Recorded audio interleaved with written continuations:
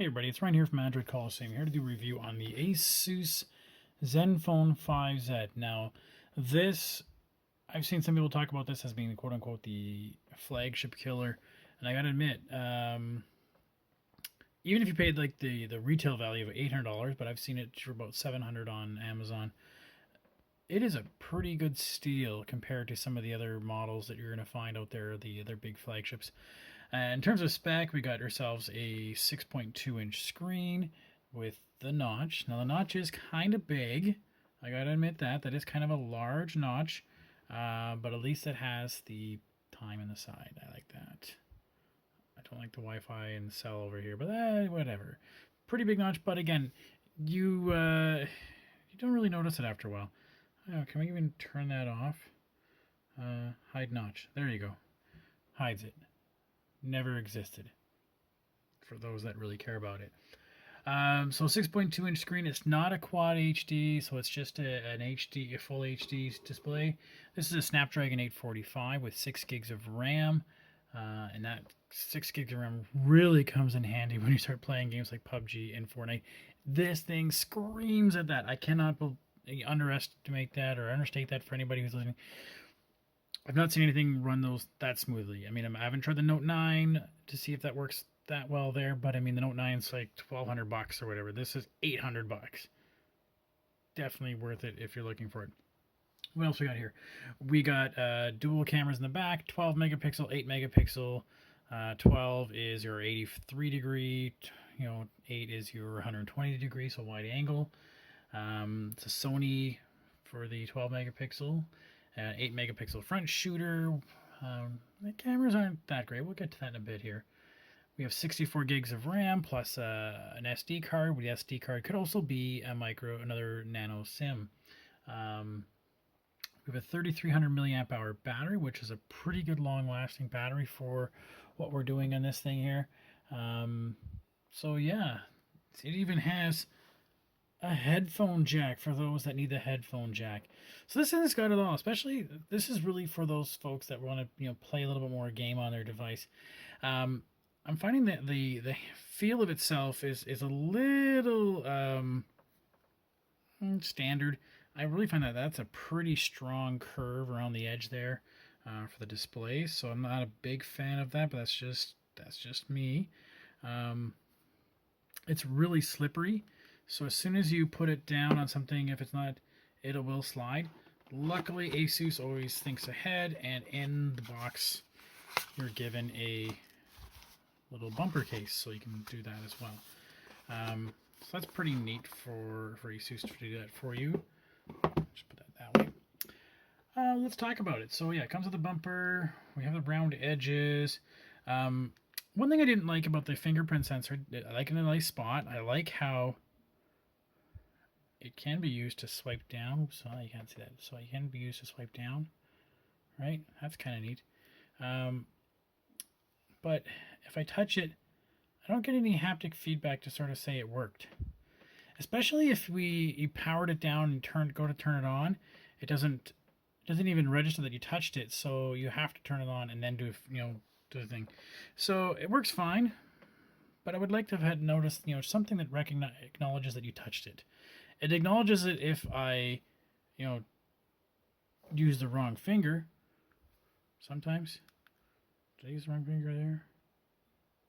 Yeah, so it's buzzing there, but otherwise it's going ahead. We can do face unlock. A neat little feature. It's got this outdoor mode for sound.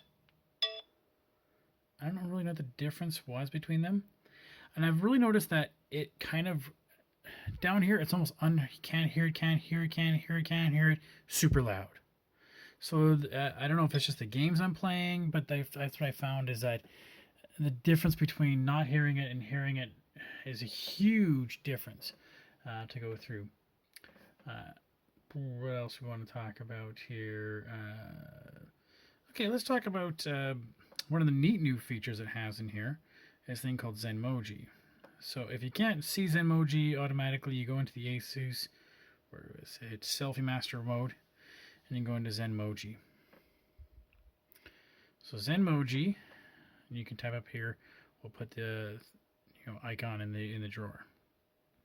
It also will work with if you have certain apps like Hangouts or Duo. I think it works for WhatsApp as well. When you do the video modes, the little icon will come down here and let you turn on the Zenmoji. So the idea being here is that it will, let me just get it to recognize my face. Hi. Just like we've seen everything else, that it works as that. I find sometimes that it really, see my one eye, it really makes it close. I don't know. It makes me a little self-conscious that my eye does that. But it's pretty cool. It's a neat little feature. I'm not sure it's... My kid loves it, but that's about it.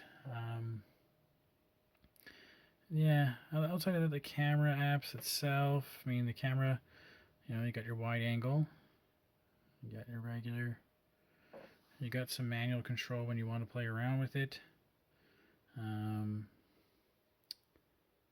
Nothing really stands out about what you're going to do in there for the different modes. There's nothing really that makes me go, oh, glad it has that. I think if we swipe out, it brings the different modes in. What else did I want to... nothing really makes you go, wow, about the camera. The only thing that really makes you go, wow, about this phone is the idea of how it plays things like Fortnite flawlessly. Like, it just zooms speed. I mean, that's pretty cool. The other ASUS things, well, we're going to update that. Well, ASUS things are there so that if I, turn it off, I can use my knuckle and I can write the letter C, bring me into the camera. I could write the letter S and then bring it into selfie mode. Bye. We could do W to go into the weather mode. I need pin there. What's my other modes? What's E, I think it was. Come on. To go into the clock. So that's kind of cool. I mean, the Zen UI doesn't really do much for me. It's nothing really super fantastic, I find. You've got the themes and you can play around with that kind of stuff. Whether you like it or not. Personally, I could do without it. I would probably just go and put Nova Launcher or something on it and go from there. Back to the main reason about this device is the fact that you're going to play games like PUBG